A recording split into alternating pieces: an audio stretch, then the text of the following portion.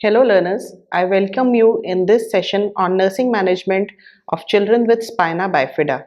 So in this session, the objectives that we will be covering are: define spina bifida, describe etiology of spina bifida, discuss types of spina bifida, explain clinical manifestations, enlist diagnostic measures of spina bifida, describe the management of spina bifida, and discuss the nursing management of spina bifida.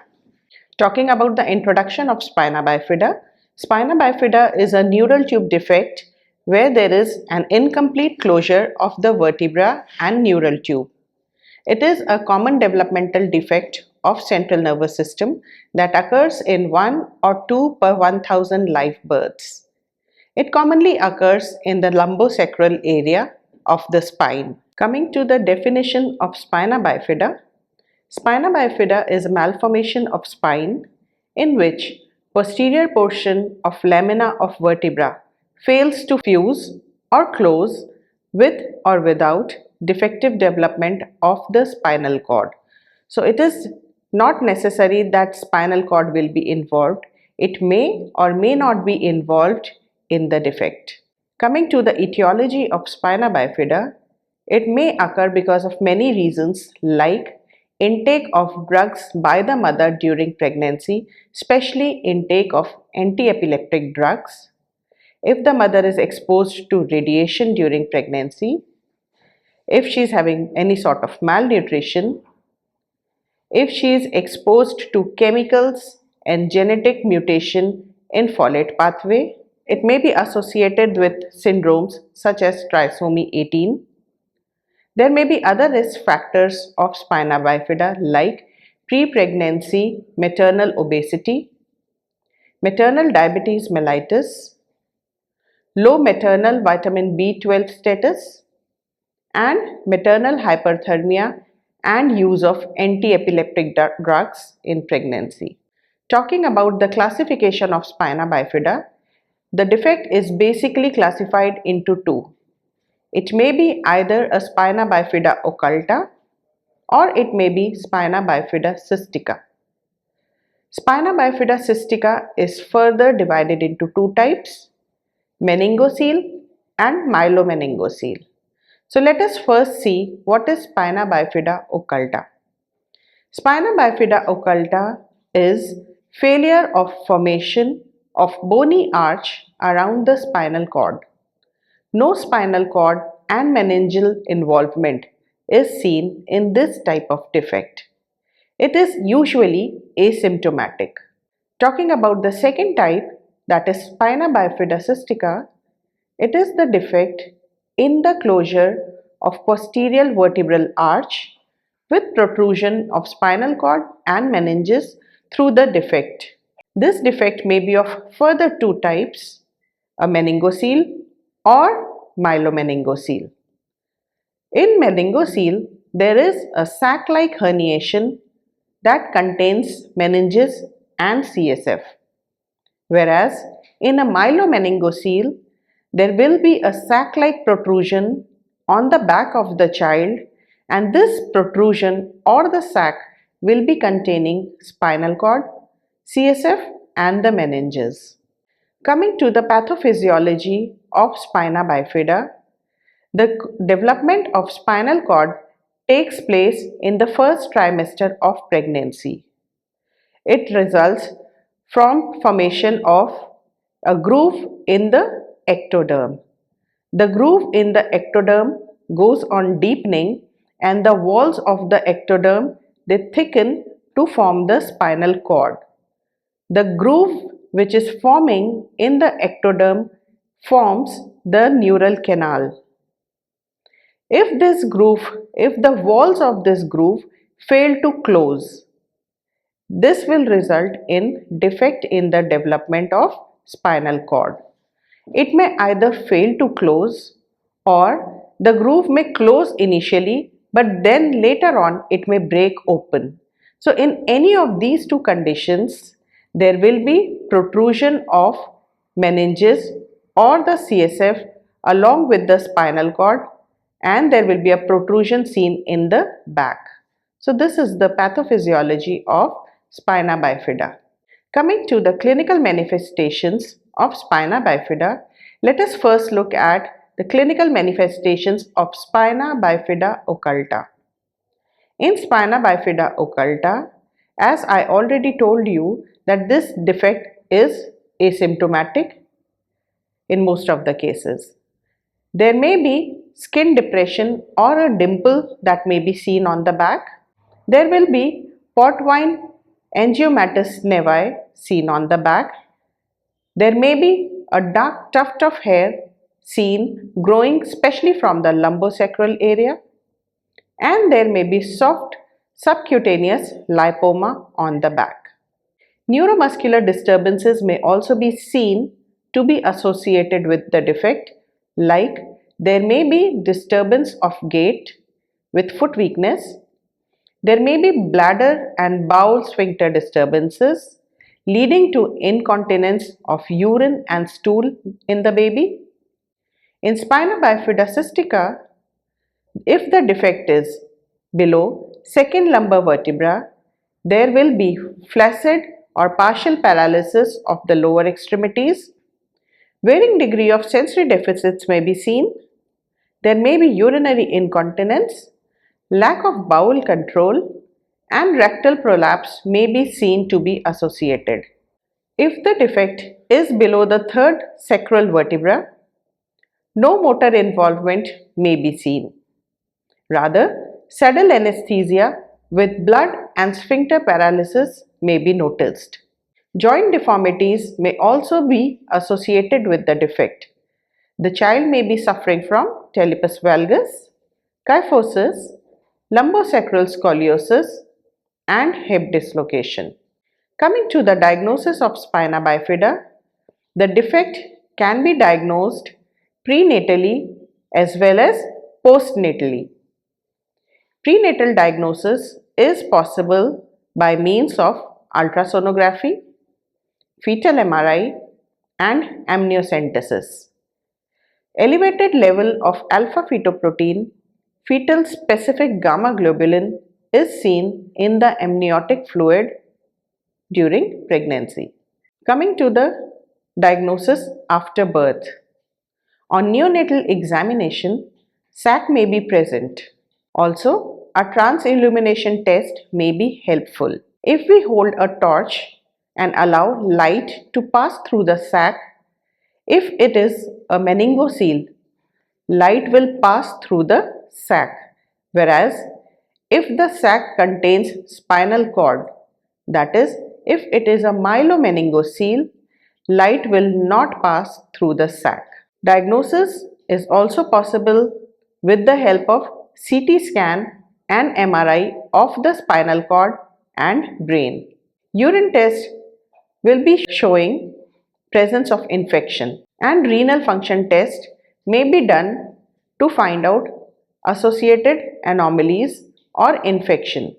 Talking about the management of spina bifida, this defect requires a multidisciplinary team approach. A team of neurologists, neurosurgeons, pediatricians, urologists, orthopedicians, rehabilitation and physical therapists will be required. No intervention is required if in case the baby is suffering from spina bifida occulta, because this defect may be asymptomatic. Antibiotic therapy is required if there is associated ventriculitis, meningitis, urinary tract infection, and pneumonia. Coming to surgical management, the management of this defect is basically a surgery. For spina bifida cystica, laminectomy and closure of the defect is done. The posterior portion of the vertebra is opened. The sac which is protruding outside from the defect is pushed inside and closure is done. Removal of the sac is done within 24 to 48 hours of birth if the condition of the baby is stable. Simultaneously, the child may also require placement of shunt for relief from imminent or progressive hydrocephalus. If in case the child is having hydrocephalus or if it is imminent, a shunt is placed. Usually, ventriculoperitoneal shunt is placed, which will move away the CSF from the ventricles of the brain and will drain it into the peritoneal cavity of the child, thereby reducing accumulation of CSF in the brain. Coming to orthopedic management, if the child has associated orthopedic anomalies, the child may require use of lightweight orthosis, walking devices, and wheelchair. Also, passive range of motion exercises may be provided to the child, stretching exercises and positioning for decrease of muscle contractures is required. If the child has associated genitourinary symptoms, the child may require regular urologic care. Also, treatment of infections need to be done. Regular emptying of bladder by performing clean intermittent catheterization is mandatory. Medications to improve bladder storage such as oxybutynine chloride may be required or administered as per prescription from the doctors.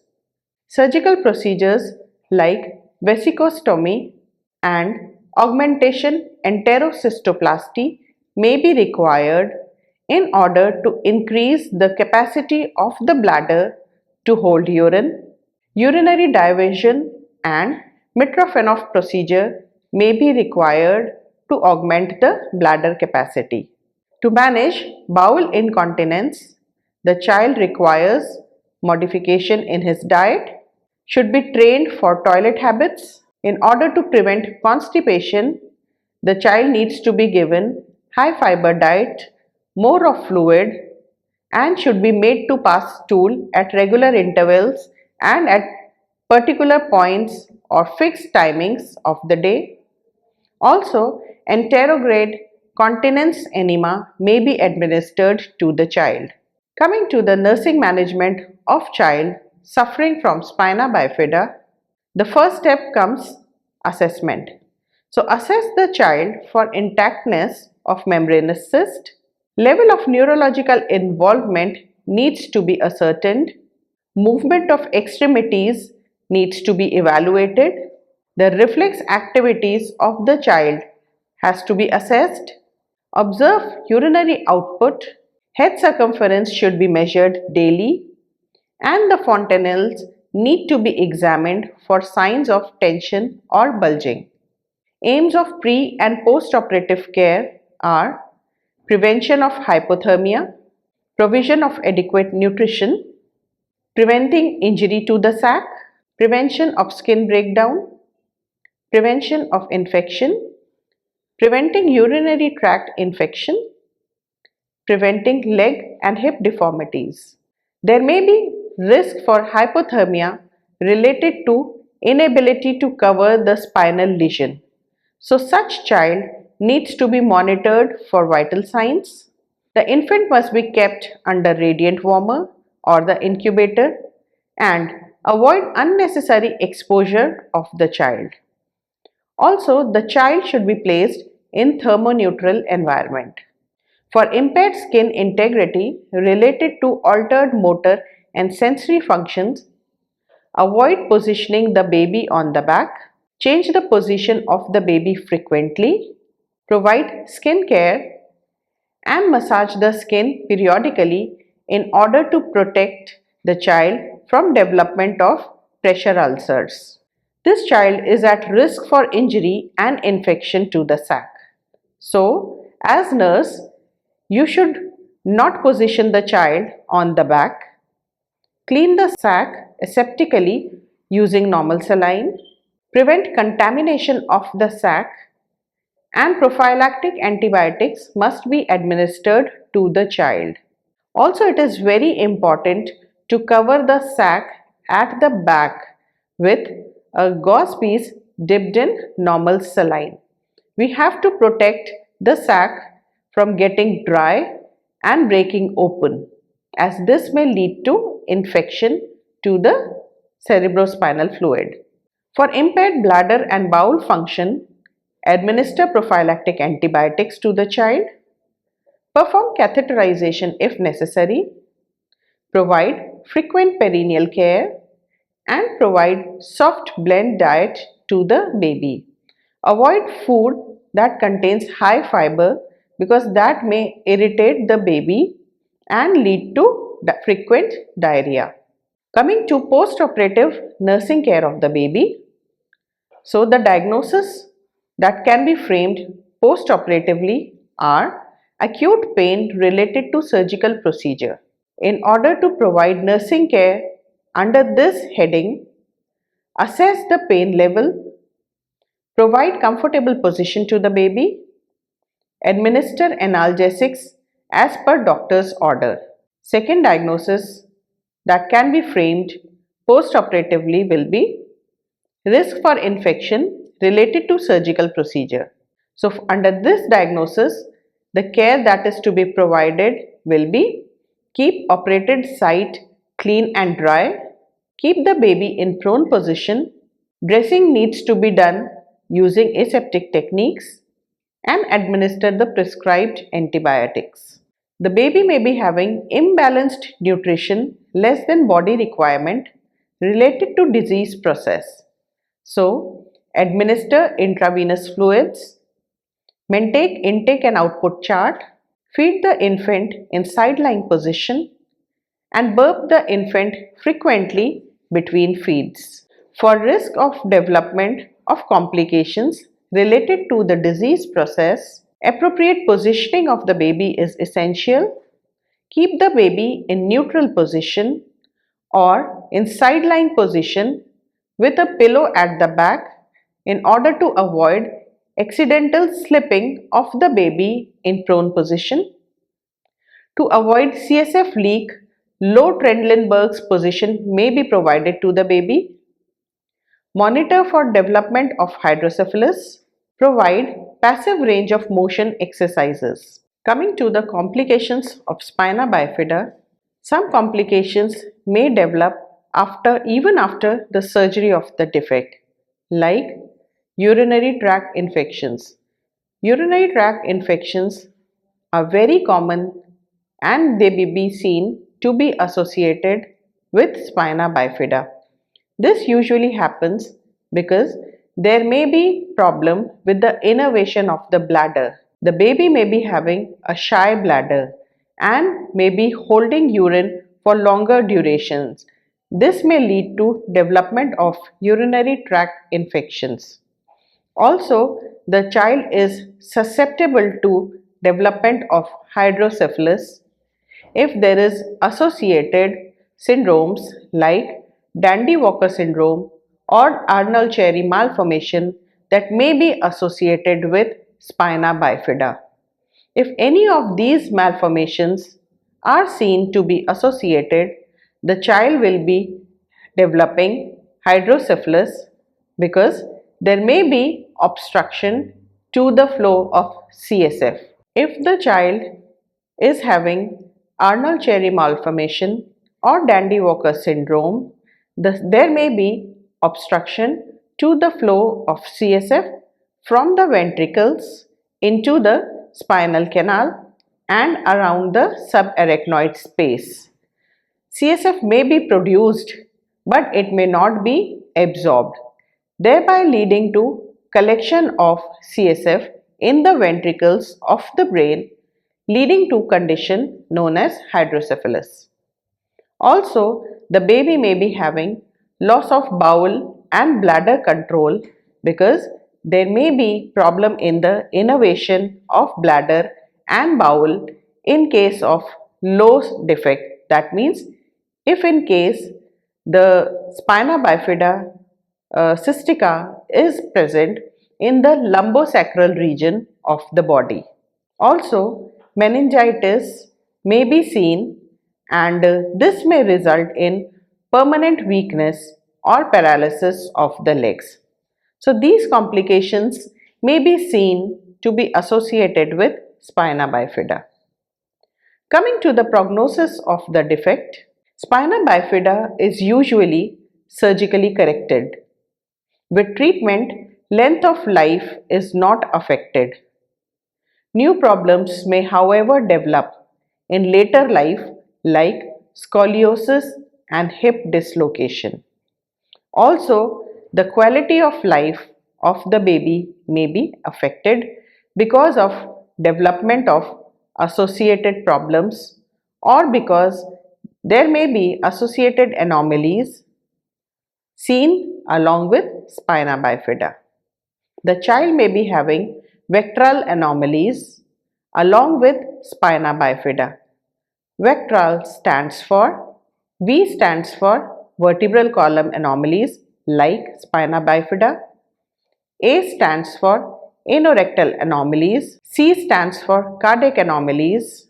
TE stands for tracheoesophageal fistula and L stands for limb anomalies. So, all these anomalies may be seen to be associated with spina bifida. Coming to the prevention of the defect is preventable.